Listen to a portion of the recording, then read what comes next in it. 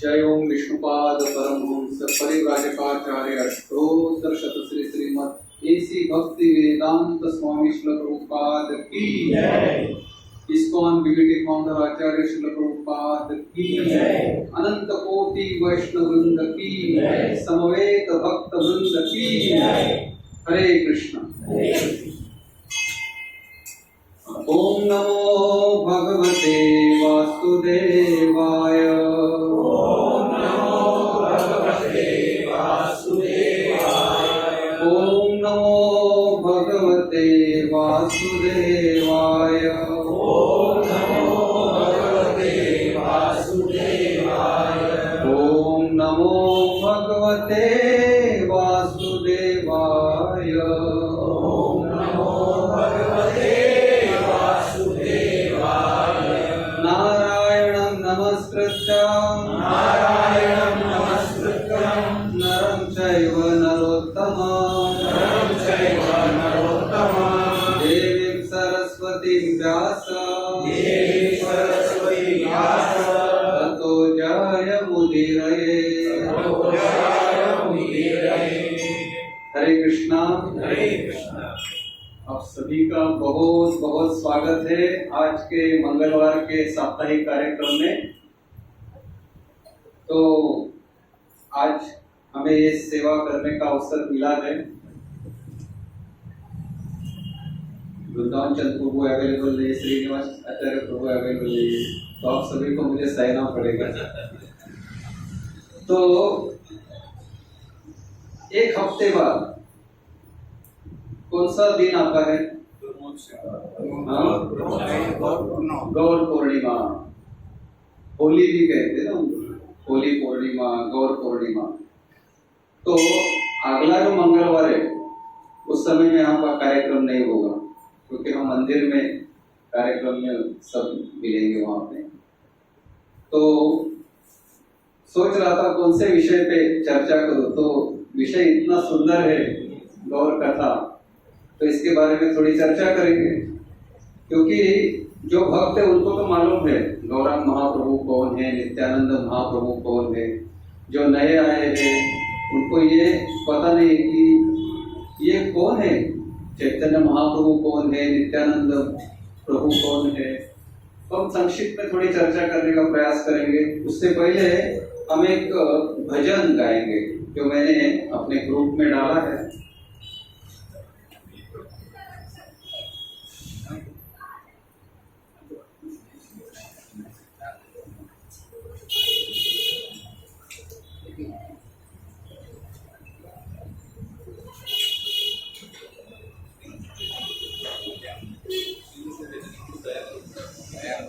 बहुत ही सुंदर भजन है नरोत्तम दास ठाकुर का।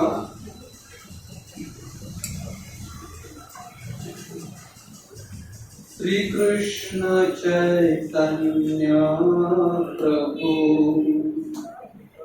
दया करो मोरे।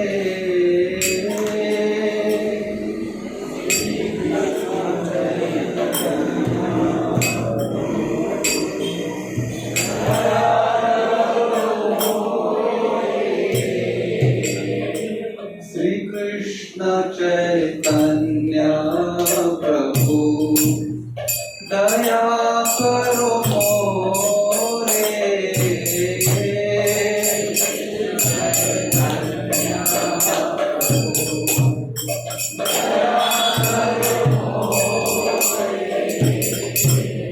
तुम बिना के दयालु जगत संसारे।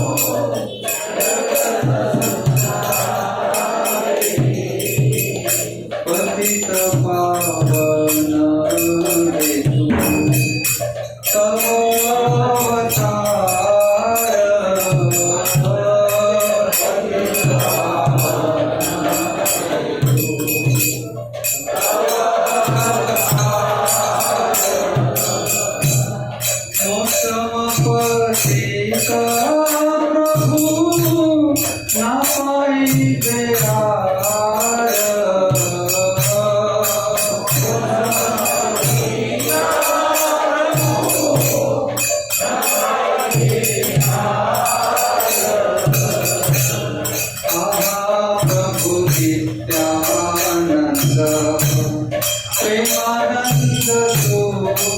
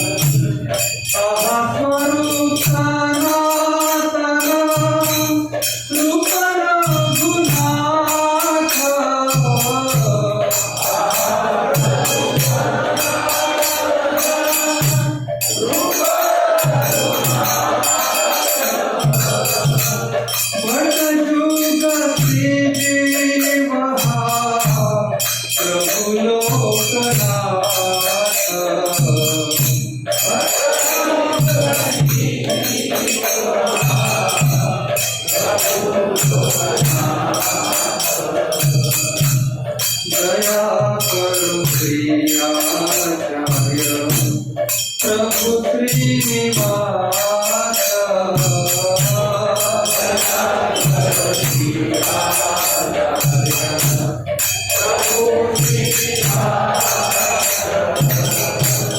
रामचंद्र संग्राम के नरोत्तम दास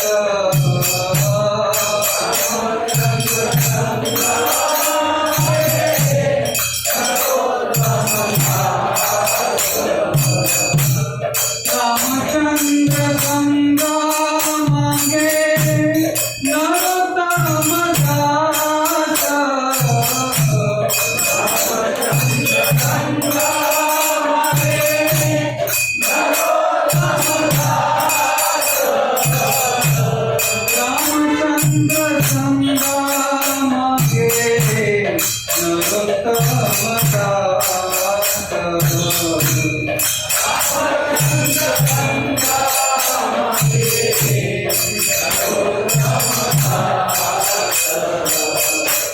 श्री कृष्ण चैतन्य प्रभु दया करो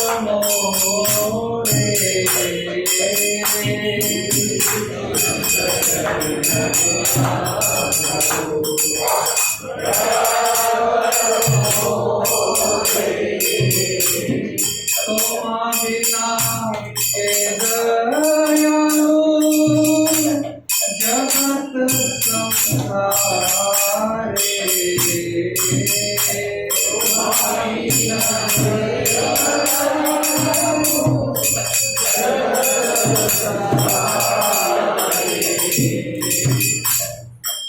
हे श्री कृष्ण चैतन्य महाप्रभु, मुझ पर दया कीजिए। आप इस संसार में आपके समान दयालु और कौन है? हे प्रभु, पतितों को पावन करने हेतु ही आपका अवतार हुआ है, अतः मेरे समान पतित आपको और कहीं नहीं मिलेगा। हे नित्यानंद प्रभु, आप तो सदैव गौरांग देव के प्रेमानंद में मस्त रहते हैं। कृपा पूर्वक मेरे प्रति आप दृष्टिपात कीजिए, क्योंकि मैं बहुत दुखी हूँ। हे अद्वैत आचार्य, आप मुझ पर कृपा कीजिए, क्योंकि आपके कृपा बल से ही चैतन्य निताय के चरणों की प्राप्ति संभव हो सकती है। हे श्रील स्वरूप दामोदर गोस्वामी, हे श्रील सनातन गोस्वामी, हे श्रील रूप गोस्वामी, हे श्रील रघुनाथ दास गोस्वामी, हे श्रील रघुनाथ भट्ट गोस्वामी, हे श्रील गोपाल भट्ट गोस्वामी, हे श्रील जीव गोस्वामी तथा श्रील लोकनाथ गोस्वामी, आप सब मुझ पर कृपा कीजिए ताकि मुझे श्री चैतन्य चरणों की प्राप्ति हो। श्रील नरोत्तम दास ठाकुर प्रार्थना कर रहे हैं, हे श्रीनिवास आचार्य, आप मुझ पर कृपा करें ताकि मैं श्री रामचंद्र कविराज का संग प्राप्त कर सकूं। हरे कृष्णा। हरे कृष्णा। बहुत ही सुंदर भजन है नरोत्तम दास ठाकुर का। इन्होंने चैतन्य महाप्रभु को प्रार्थना की है कि हे चैतन्य महाप्रभु मुझ पर दया कीजिए, क्योंकि इस संसार में आपके समान दयालु कौन है। तो आज का जो विषय है गौर पूर्णिमा, गौर कथा, तो इनके बारे में, चैतन्य महाप्रभु के बारे में हम थोड़ा सा चर्चा करेंगे और उन्होंने हमें क्या दिया है, उनकी शिक्षाएं क्या, टीचिंग्स क्या है, वो भी हम थोड़ा सा चर्चा करने का प्रयास करेंगे। तो चैतन्य महाप्रभु कौन है, अगर ये हमें पता चलेगा तो उनके जो पास टाइम है उसमें हमें अधिक रुचि आएगी। तो चैतन्य चरितामृत में वर्णन किया जाता है, श्री कृष्ण चैतन्य राधा कृष्ण नाही अन्य। तो चैतन्य महाप्रभु क्या बताया है, राधा कृष्ण नाही अन्य, यानी कि राधा और कृष्ण एकत्रित है, बराबर। तो अगर वो एकत्रित है तो कैसे है और क्यों है, और भगवान श्री कृष्ण को राधा रानी के प्रेम का आस्वादन करना है। हाँ, तो वो राधा का जो भाव है वो उनको समझना है, चैतन्य कृष्ण को। तो इसलिए उन्होंने राधा रानी का भाव धारण किया है,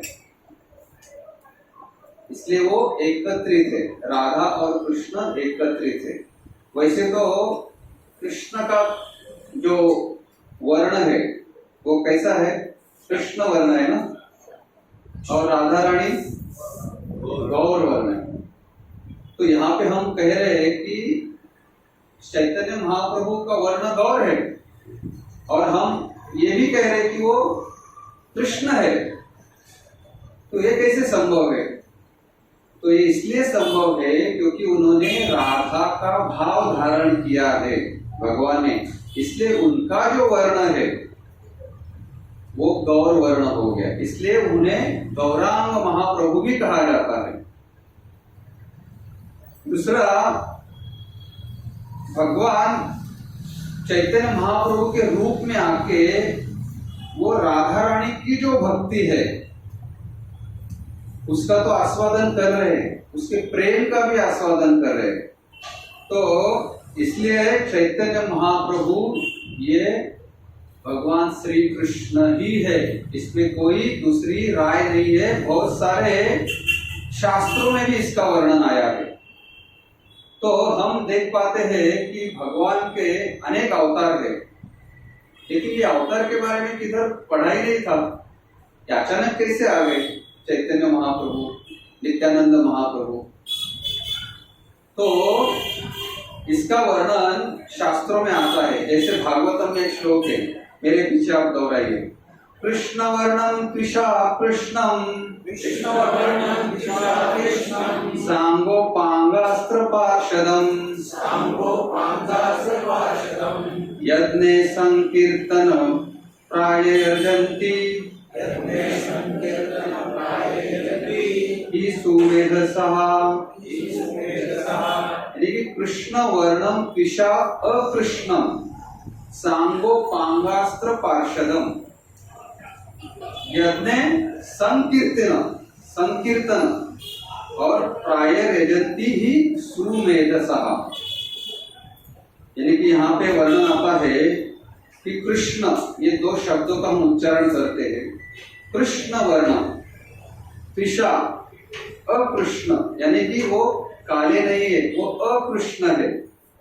और उनका वर्ण कैसा है? Molten gold.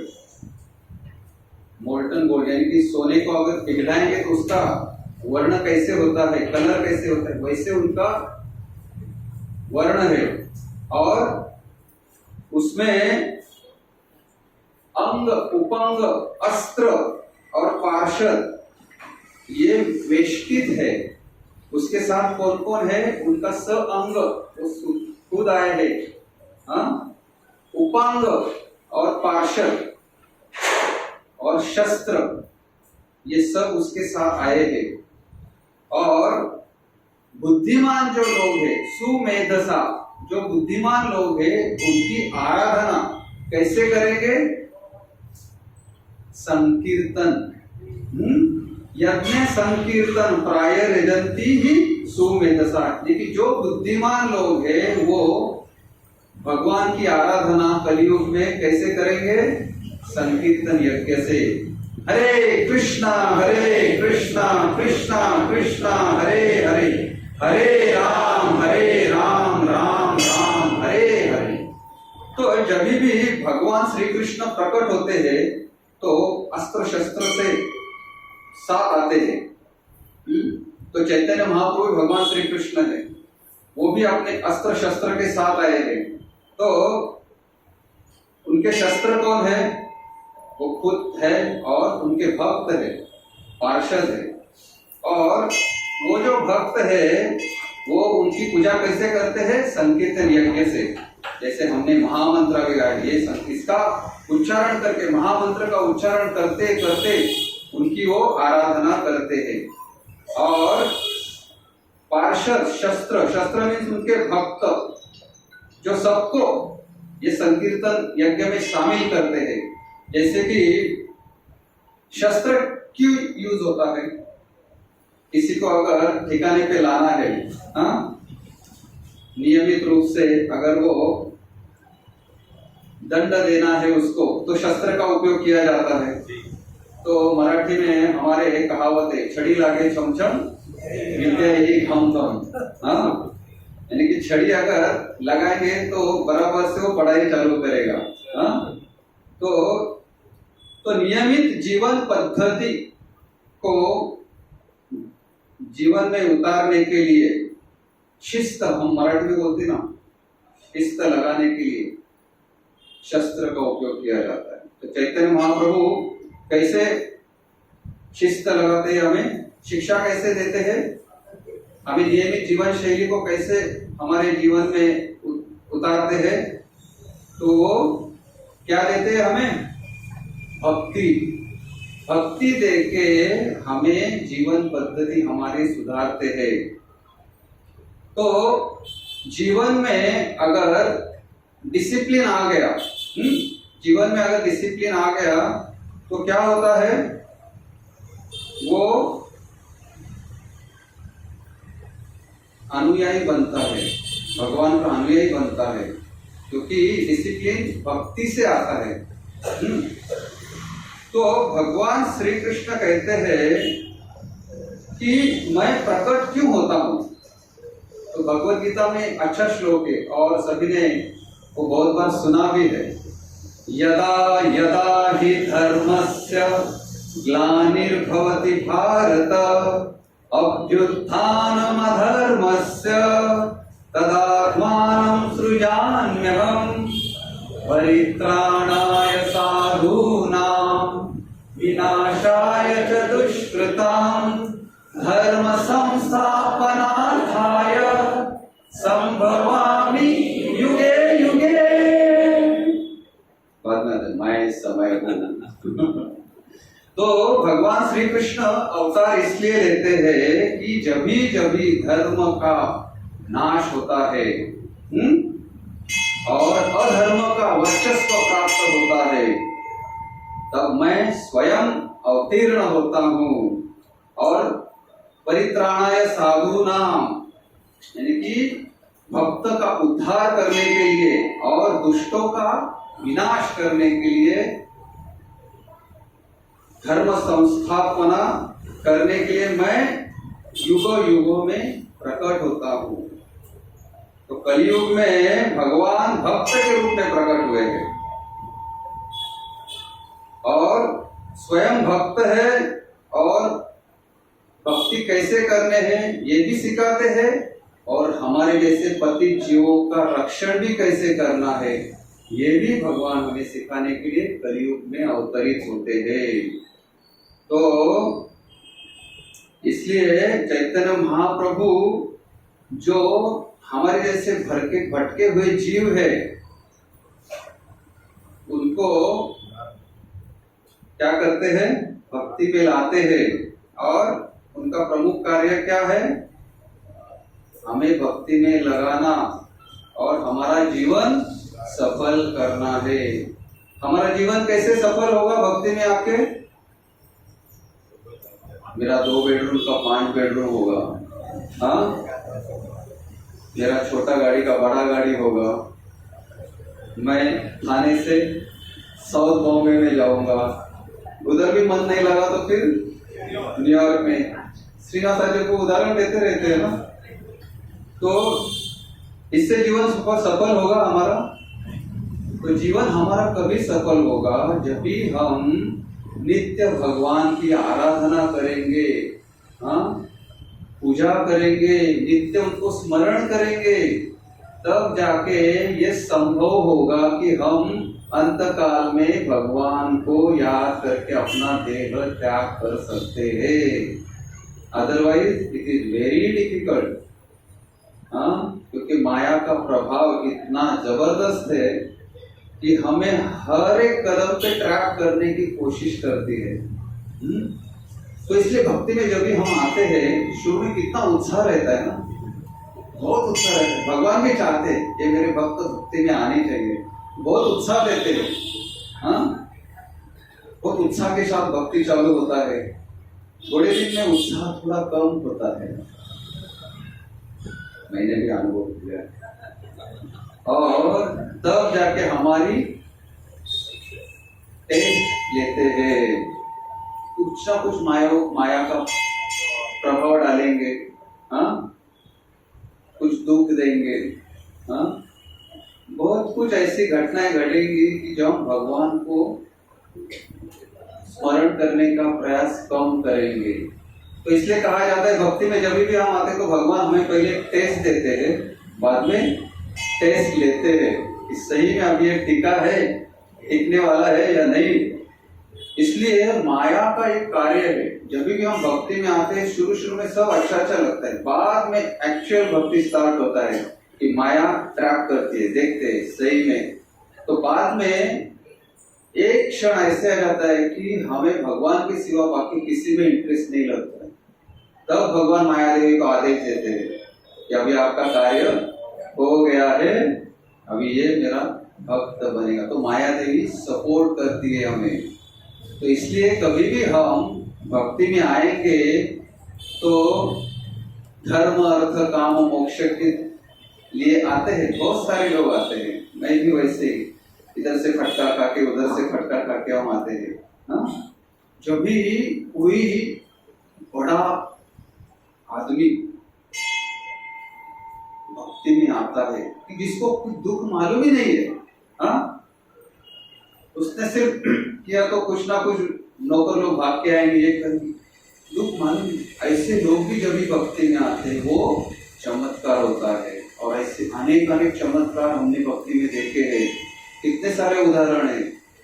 अल्फ्रेड फोर्ड, हाँ, ऋषिकेश मफतलाल, डॉक्टर एनडी देसाई, उनको वो पहले से सोने के चम्मच से ही सब उनका हुआ है, लेकिन वो जब भी भक्ति में आते हैं तो वो रियल चमत्कार है, क्योंकि वो अपना जीवन के बारे में, हमारा अंतिम लक्ष्य क्या है इसके बारे में वो इंक्वायरी करते हैं और बाद में वो समझते हैं कि मेरा जीवन सफल करने का केवल यही एक मार्ग है, बाकी सब अशाश्वत है। इसलिए भगवान भगवद गीता में और 2 शब्द का बहुत इस्तेमाल करते हैं, यानी कि प्रभुपाद उसका बहुत बार इस्तेमाल करते हैं, भगवान एक ही बार है दुखालयम अशाश्वतम, यानी कि ये क्या है, दुख का आलय है और अशाश्वत है। तो चैतन्य महाप्रभु इनका कार्य क्या है? इनका कार्य, उन्होंने जब ये रूप गोस्वामी उनके स्तुति करते हैं, रूप गोस्वामी, तो वो एक श्लोक का वर्णन करते हैं, उच्चारण करते हैं। आप भी मेरे पीछे दो भाई। नमो महावदान्याय कृष्ण प्रेम प्रदायते कृष्णाय कृष्ण चैतन्य नामने गौरत्विषे नमः। नमो महावदानाय कृष्ण प्रेम प्रदायते कृष्णाय कृष्ण चैतन्य नामने गौरत्विषे नमः। नमो महावदान्याय, वदान्य म्हणजे क्या बोले तो उदार, और नमो महावदान्याय, महा बोले तो महा उदार, यानी कि बहुत बड़ा उदार व्यक्तिमत्व। तो वो इसलिए कहा जाता है क्योंकि चैतन्य महाप्रभु का जो वर्णन है वो उन्होंने जब भी भक्ति दिया, भगवान सबको कृष्ण प्रेम बांटे, तभी ना पात्रता देखी, न अपात्रता देखी, न स्थान देखा, न अस्थान देखा, कुछ भी नहीं देखा, जस्ट वो बांटते रहे। अमृत का घड़ा है, उसको सिर्फ उन्होंने ओपन नहीं किया कि आके एक चम्मच अमृत पी लो। उन्होंने क्या किया, वो अमृत का घड़ा ही उल्टा दिया, पियो जितना चाहिए उतना पियो। वो अमृत का घड़ा क्या है, भगवान के शुद्ध नाम, हरे कृष्णा कृष्णा कृष्णा हरे हरे, हरे राम राम राम हरे हरे। तो इसलिए नमो महावदान्याय कृष्ण प्रेम प्रदायते, यानी कि क्या दिया उन्होंने, कृष्ण प्रेम दिया। इसलिए कृष्ण प्रेम उन्होंने देख के नहीं दिया, चलो ये अमीर है, ये गरीब है, ये स्त्री है, ये पुरुष है, सबको बांटो। इसलिए उन्होंने कृष्ण प्रेम, इसलिए वो कृष्ण प्रेम क्या है, सर्वोच्च है, सर्वश्रेष्ठ है। तो ये जो दान है, ये सर्वश्रेष्ठ कृष्ण प्रेम है, ये उन्होंने उदार अंतःकरण से दे दिया सबको, उसमें भेदभाव नहीं किया। तो कृष्ण प्रेम प्रदायते, उन्होंने कृष्ण प्रेम प्रदाय किया। और उन्होंने क्या किया, उस श्लोक में संक्षिप्त रूप में भगवान का वर्णन भी आता है। कैसे है, भगवान के नाम रूप गुण और लीला का वर्णन कैसे आता है दूसरे लाइन में। जैसे उनका नाम क्या है, कृष्ण चैतन्य, रूप क्या है, गौर वर्ण, और गुण क्या है, महावदान्याय, और लीला क्या है, लीला क्या करते हैं, कृष्ण प्रेम बांट रहे। यानी कि ये श्लोक में भगवान के नाम रूप गुण लीला सबका वर्णन हो रहा है। तो ऐसे चैतन्य महाप्रभु, उनका शिक्षा क्या है, आराध्य भगवान ब्रजेश तनया तद्धाम वृंदावनम रम्या काचित उपासना ब्रजवधू वर्गेण या कल्पिता श्रीमद्भागवतं प्रमाणमलं प्रेमा पुमार्थो महान् श्री चैतन्य महाप्रभोर्मतमिदं तत्रादरो न परा। यानी कि उनकी शिक्षा क्या है, विश्वनाथ चक्रवर्ती ठाकुर हमें समझाते हैं क्या, स्वयं भगवान कौन है, श्री कृष्ण ब्रजराज नंदन, ये हमारे परम आराध्य है। आराध्यो भगवान ब्रजेश तनया, वो कौन है, साधारण व्यक्ति नहीं है। और उनका धाम क्या है, वृंदावन धाम। तो ऐसे जो भगवान है, उनका सर्वोच्च शास्त्र जो है, उनके बारे में श्रीमद् भागवतम अमल, यानी कि जिसमें मल, मेल मीन्स गंदगी, अमल, इसमें कुछ भी गंदगी नहीं है। ऐसे श्रीमद् भागवतम में इसका वर्णन आता है भगवान का। और हमारा शाश्वत आश्रय किधर मिलेगा हमें? वृंदावन धाम में, न कि इधर आश्रय मिलेगा उधर आश्रय मिलेगा। नहीं, हमारा आश्रय केवल और केवल भगवत धाम जाना है और भगवान के चरण कमलों का आश्रय लेना है। श्रीमद् भागवतम प्रमाणामलम प्रेम कुमार्थो महान। और ये किसने बोला है? चैतन्य महाप्रभु का मत है।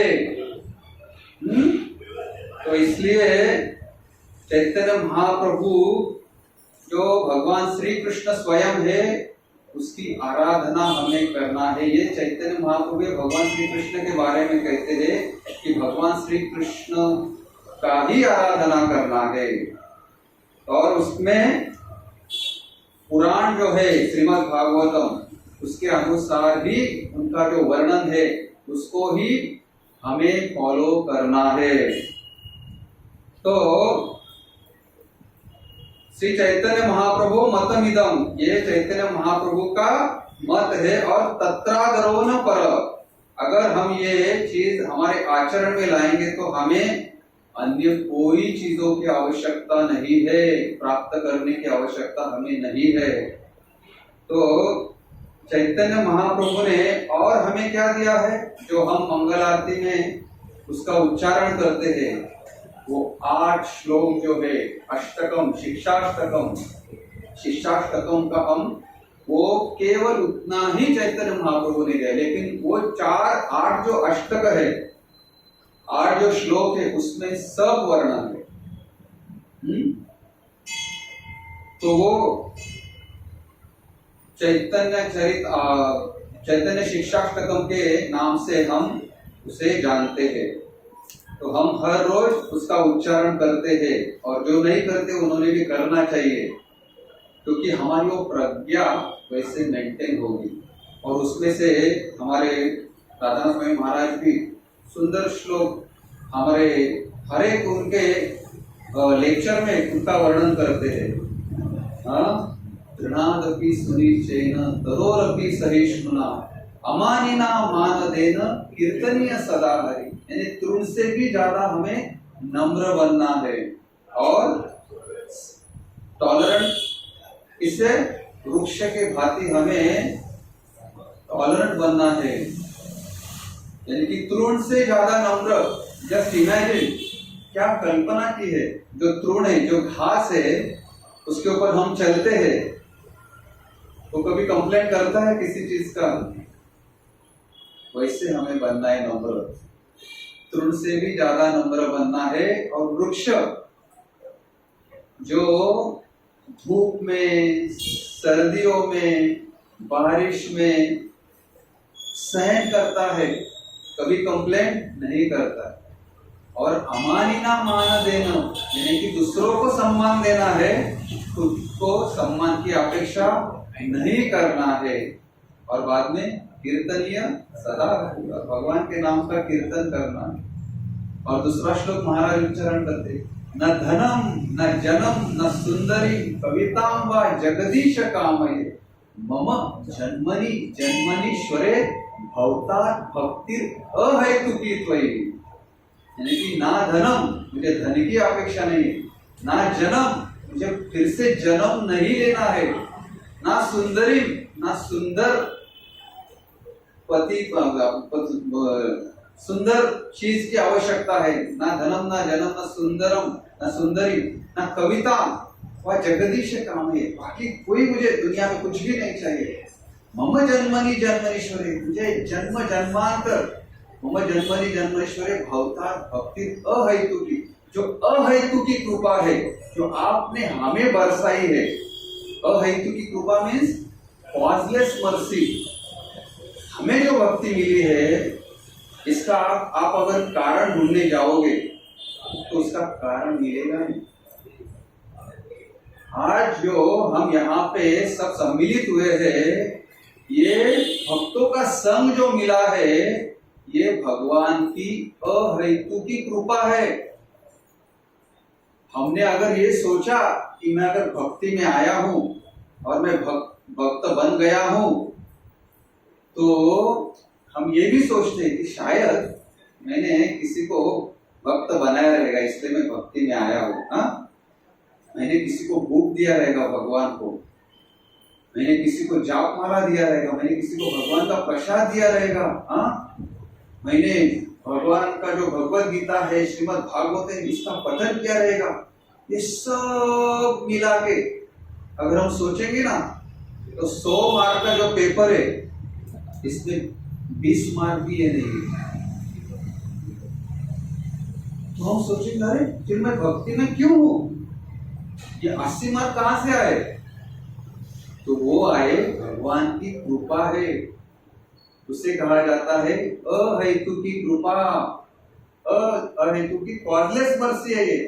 तो हमें उसका सोचना भी नहीं, वो भगवान ने दिया है हमें। यहाँ पे अब देखिए थाने में इतनी संख्या है लोगों की, पॉपुलेशन कितना है, कितने कम लोग हम यहाँ पे सम्मिलित हुए हैं और भगवान के बारे में श्रवण कर रहे हैं, कीर्तन कर रहे हैं। तो ये संभव क्यों हो पा रहा है? क्योंकि ये भगवान की अहेतु की कृपा है। तो इस तरह से चैतन्य महाप्रभु ने हमें बहुत सावधान किया है। बाकी कुछ मांगने की जरूरत नहीं है, ये दिया है बहुत है। प्रभुपाद बहुत सारी जगह इसका वर्णन करते हैं कि हमारे भाग्य में जो लिखा है वो पैसे भी हमारे पास आएगा। हाँ, अगर मैं इधर बैठा हूँ मस्त, कुछ नहीं कर रहा हूँ, कुछ मुझे मिलना है तो आके पब्लिक अरे प्रभु जी आपका है ले लो, तो ये है जो मिलना है वो तय हो गया है। लेकिन भक्ति अगर हमें करना है, ये हमारे डिजायर के ऊपर डिपेंड है। अगर हमने थोड़ा भी, जैसे कहा जाता है भगवान के लिए हम अगर उनके सामने एक पद भी आगे बढ़ेंगे तो भगवान को चाहते हैं ये मेरा पुत्र, ये पुत्री, ये स्वधाम में वापस आए, तो भगवान 100 पैर आगे आते हैं। हाँ, कितने सारे उदाहरण हैं। गजेंद्र मोक्ष हमने देखा है। एक गजेंद्र हाथी, उसको मगरमच्छ ने पकड़ लिया था पानी में, और पानी में मगरमच्छ की ताकत ज्यादा होती है ना, तो हाथी बाहर नहीं आ पा रहा था। लेकिन केवल अभी सब प्रयास कर चुका हो, हेल्पलेस कंडीशन, अभी कुछ भी नहीं हो सकता, अभी वो मगरमच्छ मुझे खींच के लेके जाएगा। तभी तालाब में ही जो एक फूल है, कमल का फूल, वो लेके भगवान को अर्पण करता है और बोलता है भगवान मुझे बचा। देखिए हम एक कदम आगे जाएंगे तो भगवान तो इतने जोर से आ रहे थे, उनको लगा कि अभी गरुड़ भी स्लो जा रहा है, उसके आगे दौड़ के आ रहे थे। तो ये भगवान चाहते हैं कि हम यहाँ पे जो जन्म मृत्यु जरा व्याधि के जो चक्कर में फंस रहे थे, पुनरपि जननम पुनरपि मरणम जननी जठरे शयनम, जो कर रहे 84 लाख ऑफ पेशेंट हम वही कर रहे। अगर इससे अगर निकलना है तो भगवान भी चाहते हैं ना। तो इसलिए 84 लाख ऑफ पेशेंट में मनुष्य जो है उसको ये बुद्धि दिया है और स्वतंत्रता दी है अन्य प्राणी मात्राओं से। अन्य प्राणी मात्रा जो है उनके साथ अगर हम तुलना करेंगे हमारी, तो कैसे है? Eating, meeting, sleeping and defending, ये 4 जो चीजें हैं वो अन्य प्राणी भी करते हैं। वो खाते हैं हम भी खाते हैं, वो सोते हैं हम भी सोते हैं, हाँ, वो उनकी संख्या बढ़ाते हैं हम भी संख्या बढ़ाते हैं, वो अपना संरक्षण करते हैं हम भी अपना संरक्षण करते हैं। इसके अलावा हम ये 4 कार्य छोड़ के कुछ करते हैं? तो इसलिए प्रभुपाद बोलते हैं कि अगर बुद्धिमान मनुष्य वो है कि ये 4 कार्य छोड़ के अगर भगवान की भक्ति करेगा, मैं कौन हूँ, मैं यहाँ क्यों आया हूँ, हाँ, मुझे क्या करना चाहिए, ये इंक्वायरी जब हमारे मन में आएगी तभी उसकी भक्ति स्टार्ट हो जाती है। अथा तो ब्रह्म जिज्ञासा, तो वहां से उसकी भक्ति स्टार्ट होती है। तो फिर भक्तों का संग मिलता है, भक्तों के संग के साथ भगवान के गुणगान का आनंद मिलता है सुनने में। हाँ, भगवान फिर गुरु को भेजते हैं, क्योंकि गुरु के बिना हम भगवान के पास जा ही नहीं सकते। तो भगवान वो भी अरेंजमेंट करते हैं, केवल और केवल आपकी इच्छा होनी चाहिए। तो इसलिए मनुष्य जन्म में बुद्धि दिया है, वो बुद्धि का हम यूज क्या करना चाहिए कि सततम कीर्तयो मां, क्योंकि भगवान को सतत स्मरण करना है, भगवान के नाम का कीर्तन करना है। तो इससे लाभ क्या होगा कि हम अंतकाल में भगवान को स्मरण करेंगे। ऐसे अनेक उदाहरण है कि जो मैं भी इस भक्ति में आने के पहले बहुत, अरे ये तो रिटायरमेंट के बाद देखा जाएगा, भक्ति भक्ति क्या भक्ति, अभी तो मेरा करियर है, घर गृहस्थी है, उनको संभाल के भक्ति करो। भक्ति तो रिटायरमेंट के बाद आराम से बैठ के करो यार। एक उदाहरण देता हूं, युधिष्ठिर महाराज कुछ एक कार्य में दान देने वाले थे या कुछ ऐसे करने वाले थे कि वो बोल रहे थे सामने वाले कि कल मैं आपको इससे दुगना दान दूंगा, अभी तो सब आज का खत्म हो गया। तो भीम ड्रम लेके जाता है बाहर, जोर जोर से बोलता है, अरे विजय भो विजय भो। युधिष्ठिर महाराज को पता है कल वो दिन देखने वाले हैं, कल का दिन वो देखने वाले हैं। तो इसलिए देखो बोले इनको कितना कॉन्फिडेंस है, कल का दिन भी देखने वाले हैं। तो इसलिए ये अर्जेंसी है। अर्जेंसी इसलिए है कि हमें जब भी भक्ति मिला तभी उसी क्षण उसको लेना है, इतना सिंसियरली सीरियसली लेना है कि हमें पता नहीं कल का दिन भी हम देख पाएंगे या नहीं। तो इसलिए चैतन्य महाप्रभु उदार अंतःकरण से आए हैं और बोले, अरे भाई ले लो भक्ति, ले लो भक्ति, सबको भक्ति कृष्ण प्रेम बांट रहे। वैसे चैतन्य महाप्रभु गौर पूर्णिमा, होली पूर्णिमा जो बोलते हैं ना हम, उस दिन वो प्रकट हुए। अद्वैत आचार्य, यहाँ पे पंचतत्व का जो फोटो है उसमें जो अद्वैत आचार्य जो है, उन्होंने नरसिंह शाहीग्राम को गंगा जल और तुलसी दल से अभिषेक कर करके भगवान को आह्वान किया कि ये कलयुग की लोगों की स्थिति मुझे देखी नहीं जाती, भगवान आप आओ, आप आओ, इनके अनर्था दूर करो, जो षड्रिपु हमारे हृदय में बैठे हैं उनको निकालो और प्योर डिवोशनल सर्विस उनके हृदय में, शुद्ध भक्ति का स्थापना करो। तो उनके आह्वान को प्रतिसाद देते हुए भगवान अवतीर्ण हो गए, वो भी होली के दिन। उस समय सूर्य ग्रहण हो रहा था, सूर्य को कवर चंद्र ग्रहण हो रहा था और तभी वो हम लोग ऑस्पिशियस मानते हैं, ग्रहण जब भी होता है तभी ये मंगल नहीं समझते ना।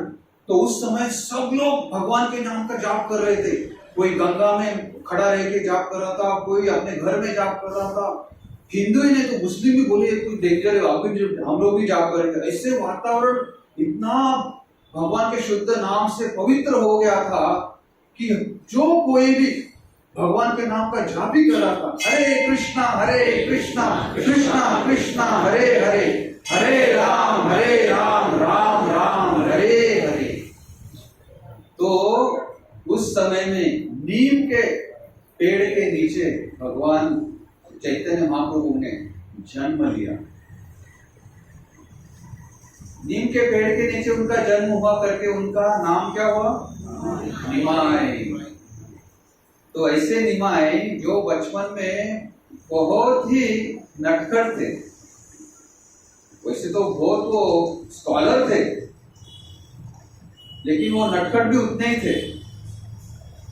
फिर उन्होंने वो जो तब वो नवद्वीप जो था वो एरिया, उस समय में जैसे हम लोग पूना को बोलते हैं ना विद्येचे माहेर घर, वैसे नवद्वीप को माना जाता था कि ये विद्या का एक केंद्र है। दूर दूर से लोग वहां पे विद्या ग्रहण करने के लिए आते थे, बहुत स्कॉलर लोग वहां पे रहते थे, अध्ययन करते थे। तो वैसे ही चैतन्य महाप्रभु जो निमाई, वो भी बहुत इंटेलिजेंट थे और शुरू में वो व्याकरण भी उन्होंने बहुत संस्कृत व्याकरण अन्य भी शास्त्र का उन्होंने पठन किया था और किसी को भी इजीली वो हराते थे।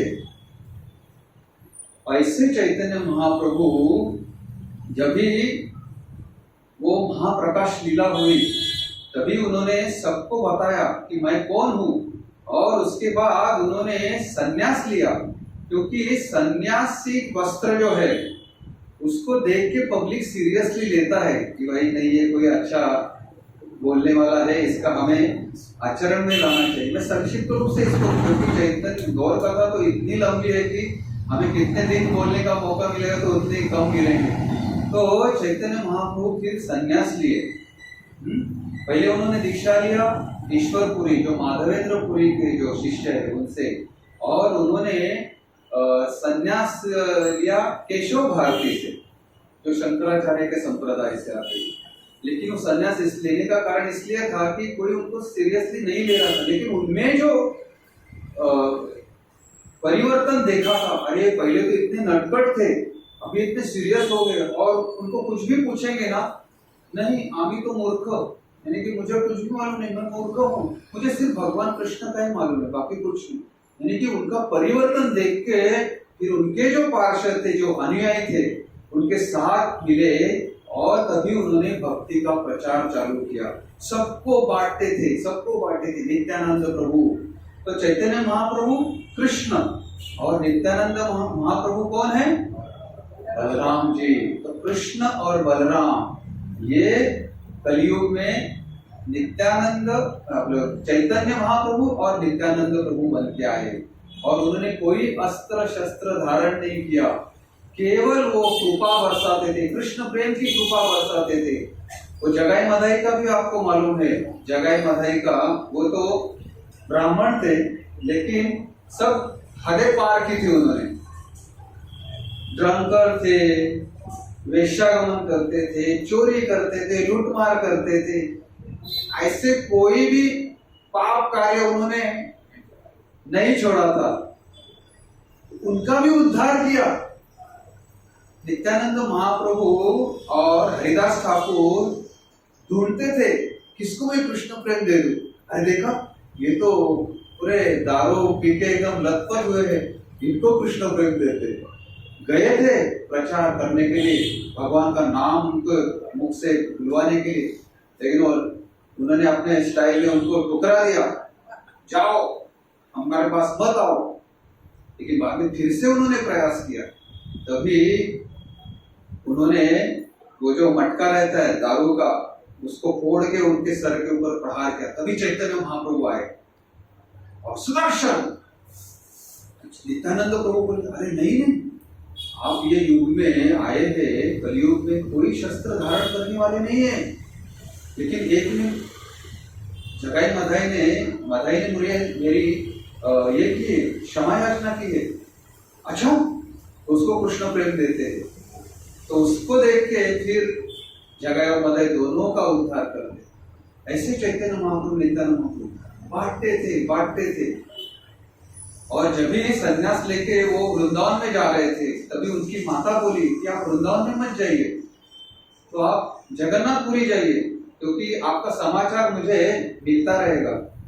तो जगन्नाथपुरी में चैतन्य महाप्रभु ने 18 साल व्यतीत किए। तो देखिए अपने आयु के 50% जो आयु थी वो उन्होंने जगन्नाथपुरी में बिताई, और जगन्नाथपुरी की भी अनेक लीलाएं हैं। तो ऐसे चैतन्य महाप्रभु का आविर्भाव होने जा रहा है। तो मैं उनकी जो 9 शिक्षा है संक्षिप्त रूप से, अभी उसका पूरा वर्णन नहीं करता हूँ, संक्षिप्त रूप से क्या उन्होंने हमें शिक्षाएं दी है उसके बारे में एक एक बताता हूँ। पहली बात तो श्री कृष्ण सर्वश्रेष्ठ भगवान है, ये हमने उनसे सीखा है। दूसरा, श्री कृष्ण अचिंत्य शक्ति से युक्त है, उनकी शक्ति साधारण नहीं है। अनेक उदाहरण है उसमें, यानी कि उनकी शक्ति उसका क्षय होगा ऐसे नहीं है, वो असाधारण शक्ति है, तो कुछ भी कार्य कर सकते हैं। तीसरा है वो श्री कृष्ण सब रस के सागर है, यानी कि प्रेम का सागर है, प्रेम सागर श्री कृष्ण, यानी कि उनका जो रूप है वो रस और संबंध और प्रेम से भरा हुआ है। बाद में वो चौथा हमें सिखाते हैं, हम कौन है? हम भगवान के अंश है, हम जीव है, हम भगवान के अंश है। और ये जो अंश है, हम भगवान से अलग हुए हैं करके ये भौतिक दुनिया में आए हैं, इसलिए हमें बद्ध जीव कहा जाता है, क्योंकि हम बंधे पड़े हैं यहाँ पे। बाद में ये भौतिक प्रकृति में जो बद्ध है, जो जीव, उसमें उसे नित्यबद्ध कहते हैं, यानी कि जान के भी अनजान जो रहते हैं वो नित्यबद्ध ही है। उसके बाद ये प्रकृति से अगर जो जीव मुक्त होता है उसे नित्य मुक्त कहा जाता है। जैसे कि हमारे आचार्य गोस्वामी नित्य मुक्त है, ये हमारे उद्धार के लिए आए थे। उसके बाद ये जो भौतिक जगत है और आध्यात्मिक जगत है, ये दोनों जगत अलग है, हाँ? और उसके साथ ये समान भी है। ये अचिंत्य भेदाभेद तत्व, यानी कि हम भगवान के अंश है लेकिन हम भगवान नहीं है, क्योंकि भगवान के अंश भी है और भगवान नहीं है। तो वो कैसे है कि भगवान के हम अंश है, भगवान की जो क्वालिटीज है जो भगवान में पूर्ण है, हाँ, हमारे इसमें थोड़ा बहुत फर्क से कम ज्यादा है। कोई अच्छा गा सकता है, कोई अच्छा मिमिक्री कर सकता है, कोई अच्छा अभिनय कर सकता है, कोई सुंदर है, कोई धनवान है, हाँ, ऐसे यानी कोई शक्तिशाली है, लेकिन वो पूर्ण कौन है? भगवान श्री कृष्ण है। यानी कि हमें ये भी जानना है कि हम भगवान के अंश भी है लेकिन हम भगवान से अलग है और भगवान के साथ भी है।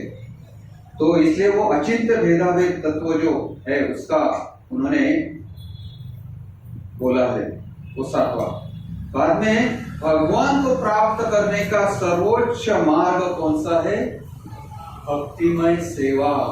भगवान की भक्तिमय सेवा यही एक उपाय है, अन्य कोई उपाय नहीं है। और नौवा क्या है? भगवान का प्रेम प्राप्त करना। सर्वोच्च स्थिति है भक्ति की, कृष्ण प्रेम, भगवत प्रेम प्राप्त करना।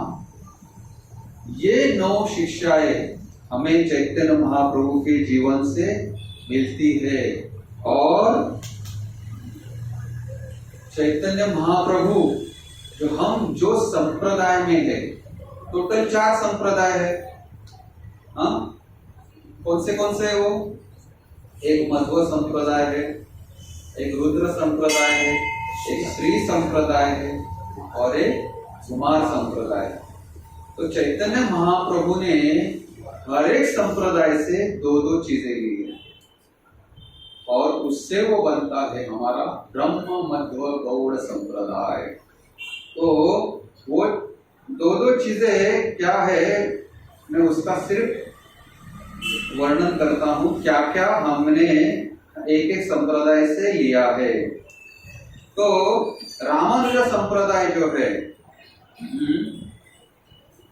वो श्री संप्रदाय से उनके वो ये जैसे हमारे ब्रह्मा जी है, हाँ, वैसे रामानुज संप्रदाय के रामानुजाचार्य, यानी श्री संप्रदाय के रामानुजाचार्य, वो अनन्य भक्ति उनसे लिया, यानी कि कर्म के इच्छा से, या कर्म का जो इच्छा है वो इच्छा न करते हुए निष्कलंक भक्ति का ज्ञान, अनन्य भक्ति वो लिया है।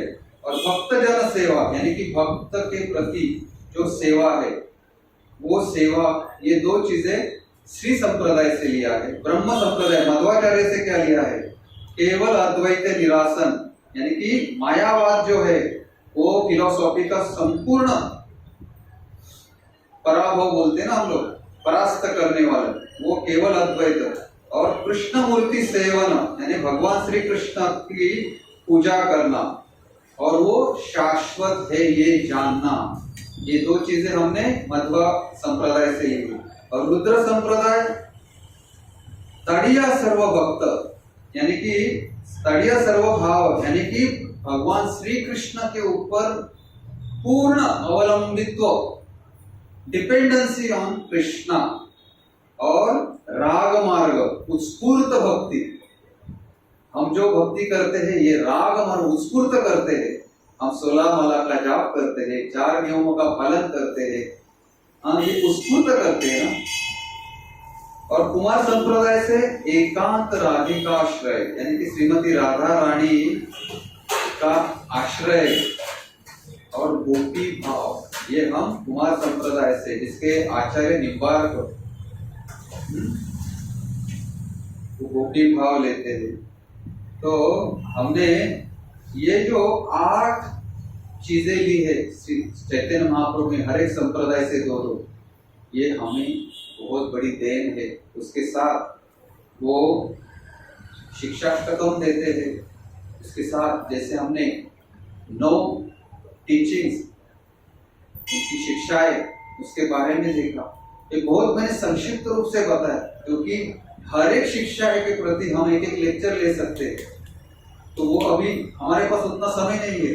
लेकिन अभी जो अगले हफ्ते 3 तारीख को जो गौर पूर्णिमा उत्सव आने वाला है, गौरांग महाप्रभु का प्रकटीकरण, आविर्भाव होने वाला है, स्वयं श्री कृष्ण, तो हमारा जो कॉन्शियस है, जो भावना है, वो बननी चाहिए कि अगर हमें उनके बारे में ये ज्ञान होगा तत्वतः, तो हम उनके प्रति ज्यादा आदर भाव से, ज्यादा विश्वास से, ज्यादा निश्चितता से, ज्यादा प्रेम से हम जो उनका आविर्भाव है, वो जो सेलिब्रेशन है, वो हम कर सकते हैं। तो बहुत बहुत धन्यवाद। हरे कृष्णा कृष्णा कृष्णा हरे हरे, हरे राम राम राम हरे हरे, हरे कृष्ण।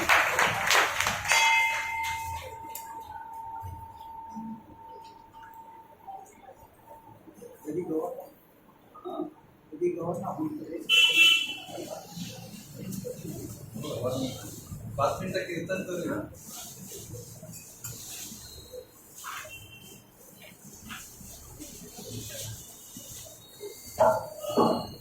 जय जय श्री चैतन्य जय नित्यानंद, श्री अद्वैत चंद्र जय गौर भक्तवृंद।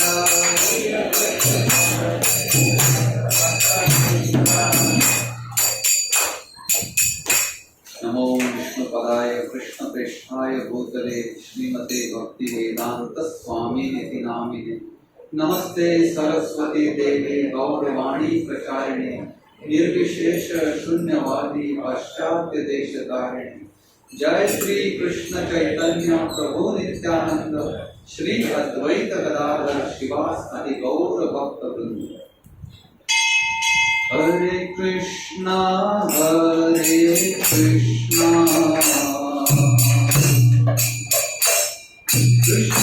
कृष्णा हरे हरे, हरे राम राम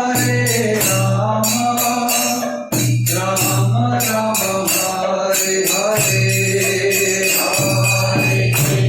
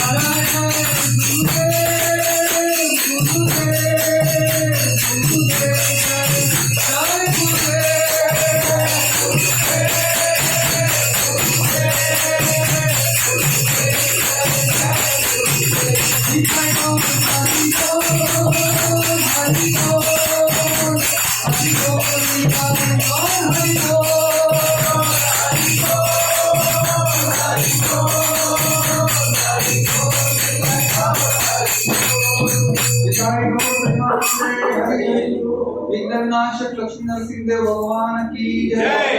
प्रहलाद महाराज की जय। ओम विष्णुपाद परमहंस परिव्रजकाचार्य अष्टोत्तर श्री श्रीमती श्री भक्ति वेदांत स्वामी श्री प्रभुपाद की इस्कॉन बीबीटी फाउंडर आचार्य श्री प्रभुपाद की जय। ओम विष्णुपाद परमहंस परिव्रजकाचार्य अष्टोत्तर श्री श्रीमद भक्ति सिद्धांत सरस्वती गोस्वामी महाराज श्री प्रभुपाद की अनंत कोटि वैष्णव वृंद की रामाचार्य श्री हरिदास ठाकुर की प्रेम से कहो श्री कृष्ण चैतन्य प्रभु नित्यानंद श्री अद्वैत गदाधर शिवासादि गौर भक्तवृंद की श्री राधा कृष्ण गोपी का श्याम कुंड राधा कुंड गिर गोवर्धन की ब्रजभूमि वृंदावन धाम की नवद्वीप मायापुर धाम की पुरुषोत्तम क्षेत्र श्री जगन्नाथपुरी धाम की जय। तिरुपति धाम की जय। उडुपी धाम की जय। पंढरपुर धाम की जय। द्वारका धाम की जय। अयोध्या साकेतपुरी धाम की जय। गंगा मैया यमुना मैया की भक्ति देवी तुलसी महारानी की पतित पावन है नाम संकीर्तन की जय। जिताई गौर प्रेमानंदे समवेत गौर भक्त वृंद की जय। All glories to the assembly, all glories to the assembly, all glories to the assembly, all glories, all glories, all glories to Shri Guru and Shri Gaurang. जय जय श्री राधे श्याम। जय जय श्री राधे श्याम। जय जय श्री राधे श्याम।